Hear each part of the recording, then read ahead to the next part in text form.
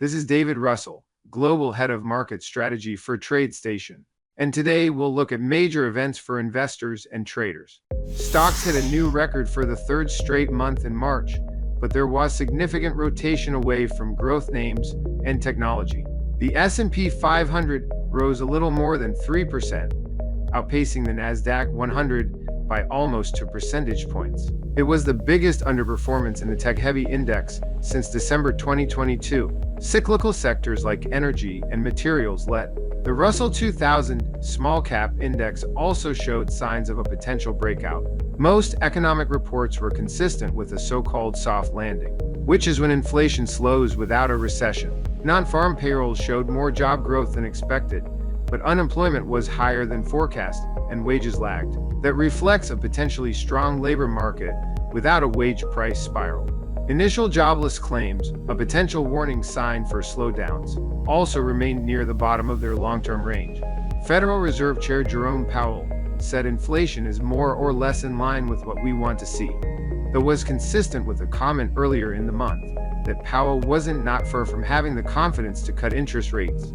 Central bankers sent at least two other important signals. Their March 20th dot plot showed policymakers uniting around 3 interest rate cuts this year. The same document raised its outlook for U.S. economic growth this year from 1.4% to 2.1%. Apart from the Fed, the housing industry had several strong numbers. Home builder sentiment unexpectedly turned positive thanks to strong demand.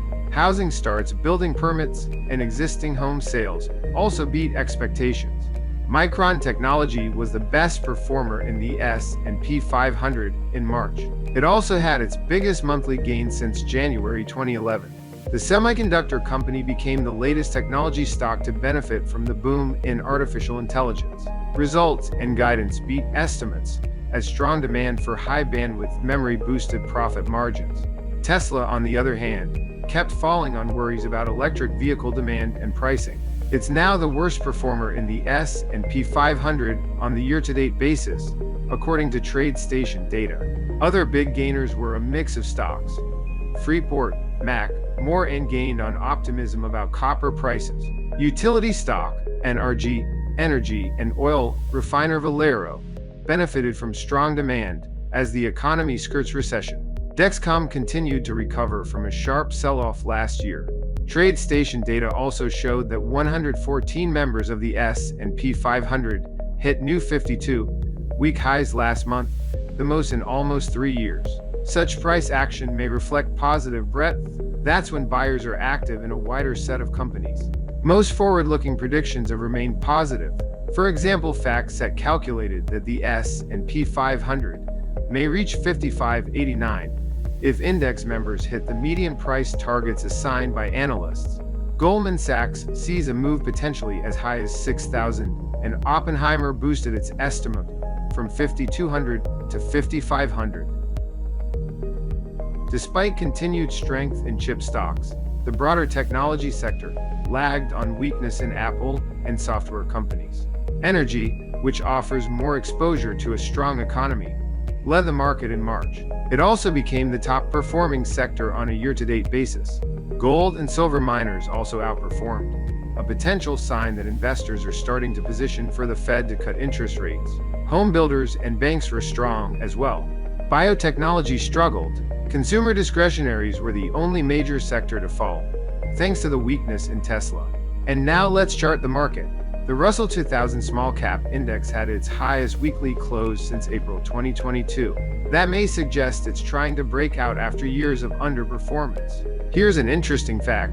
The Russell is still about 14% below its previous record high. That puts it far behind other benchmarks that are back above their previous peaks from late 2021 and early 2022, including the S&P 500, Nasdaq 100, Dow Jones Industrial Average, and S&P 400 Mid-Cap Index.